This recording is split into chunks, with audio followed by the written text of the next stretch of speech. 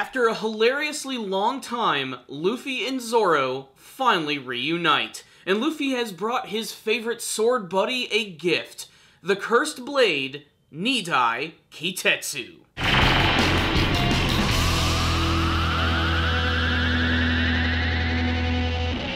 The Wano Kingdom arc continues to rock your Japanophile jollies. That's right, this was another fantastic chapter of One Piece where we finally got to see Luffy and Zoro reuniting after such a long time. For them, it's only been a couple of weeks at best. For us, it's been a couple of years. So it was really great to finally see these two characters come together, and immediately when they reunite, it looks like they're about to get into a battle with none other than Basil Hawkins, master of transforming into a scarecrow and riding on top of giant demonic mooses. Of course, the big thing about this chapter, of course, is that Luffy comes into possession of one of the 21 great grade swords, the cursed Nidai Kitetsu, which I'm almost assuming is going to be one of Zoro's brand new weapons, but what I find interesting about the prospect of Luffy using one of these cursed swords is that he could be potentially possessed by its very power. Does Luffy have the chops to actually wield one of these legendary weapons?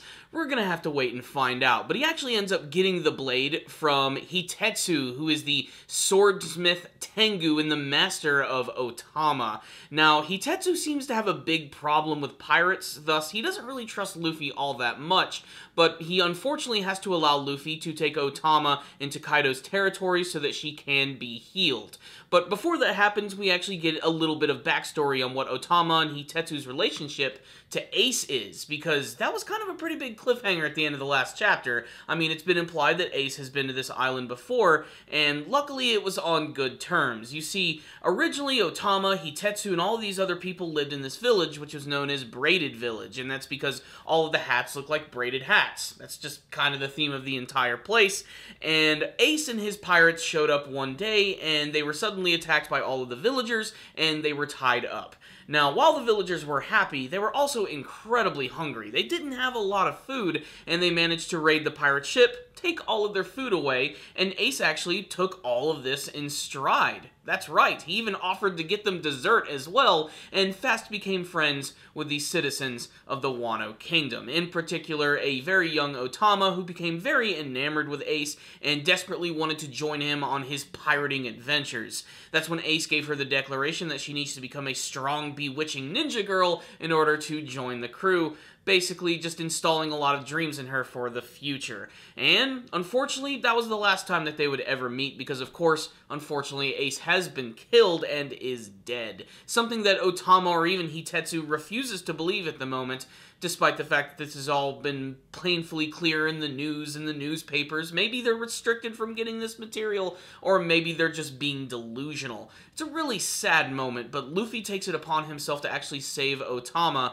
and I love that he gets a brand new Wano-themed costume, the most Japanese-looking version of Luffy that we've ever seen outside of Gear 4th. This is a great design, and this combined with the fact that he's actually going to take the Nidai Kitetsu is funny. Hitetsu's really freaked out about Luffy taking this sword, and I think he allowed him to take it a little too easily, but I just can't wait to see what this entire sword is going to be all about, learning the history of it, and what sort of curse it's actually going to entail. But I think the coolest thing is wondering if Luffy's even going to be able to control this thing in the first place, especially because the implication at the end of the chapter is that he's actually going to wield this sword. He is in the land of the samurai, after all, so of course he has to try and use that sword.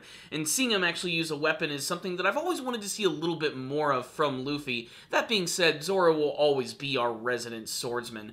But at the end of the chapter, Otama and Luffy are making their way to Kaido's territory, where we get to see how basically they just destroyed everything in the land. Everything is just decrepit, the trees are gone, there's no grass growing, and there's all types of crazy poisonous monsters running around the landscape. Tigers, boars, crocodile sharks, you know, you see them all the time. And then we have Luffy running into Zoro, who's beating the crap out of Kaido's soldiers, stealing their sake, and before they have a short reunion, they are intercepted by Basil Hawkins, riding on top of some sort of really monstrous-looking moose. I don't know, it's a crazy image.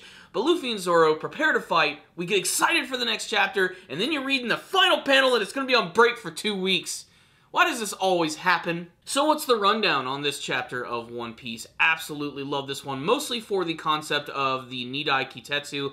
Every time they introduce one of these big new swords, it's always a really big deal, and I love that they broke it down yet again, because they don't bring it up all that often, but this is one of those legendary 21 swords, of which Zoro is already in the possession of a couple of them, so this is going to be no mystery to him. But I wonder how he's actually going to end up utilizing this sword, or if it really is going to tie into a story about Luffy losing control of this cursed weapon and falling prey to its extreme power. I just think that would be really interesting and something that not a lot of people would actually expect to see from this. That and, of course, their battle with Basil Hawkins, I think that's going to be really, really exciting. Of course, Luffy and Zoro have an extreme advantage, but who knows? Who knows what type of training this guy did over the course of the time skip? He's now working for Kaido, so he's got to be a pretty hardcore pirate. I can't wait to see more from him. He is one of the supernovas for a reason, so we could end up seeing something really awesome here. I also love that they also built upon the fact that some of the other supernovas have slowly but surely been joining Kaido's group. It's already been implied with a lot of them, but they even said, you know, X-Drake was there in the past as well before he became a part of Kaido's men,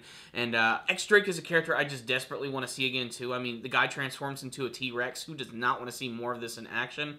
Also, I think it's a pretty clever idea that they've taken a lot of these supernovas that honestly the author might not have the time to expand upon by basically turning them into the goons of Kaido. It ensures that at least we're going to see them in action, their powers, and everything. We don't have to have an entire arc completely devoted to every single one of them because I love One Piece. I really do. I love the story, the characters, the locations. But I don't necessarily want the series to go on forever. I've already been following it for over a decade at this point, and to see it go on for another decade is just, it's a little overwhelming, to be perfectly honest. So this chapter right here I thought was really solid. It was just really great to see Luffy and Zoro together again. They didn't skip a beat. They're best friends, and it's great to see them in action. Whenever they have a fight scene together, it's always something that's worth seeing, so I can't wait to see how it's all going to go down in the next chapter of One Piece. I'm giving this one right here a solid 5 out of 5. So far, I'm very much loving the Wano Kingdom arc, the overall aesthetic of everything. The characters are over the top in the best way, and a great homage and paying tribute to Japanese culture, which is something that I think is really great. I've said many times that I think the author is going to have a lot of fun with this arc in particular, and I can't wait to see more of what he has planned for the Wano Kingdom arc. So that's my thoughts on this chapter. I'd love to get all of yours. Tell me all of them in the comment section below. What did you think about Luffy and Zoro's reunion? What about the Nidai Kitetsu? Can Luffy actually use it? Will Zoro wield this weapon? What's going to happen in the battle against Basil Hawkins? And what do you want to see from the rest of the Wano Kingdom arc? Thank you guys for watching this review. I'll see you guys next time. And as always, stay down now, baby.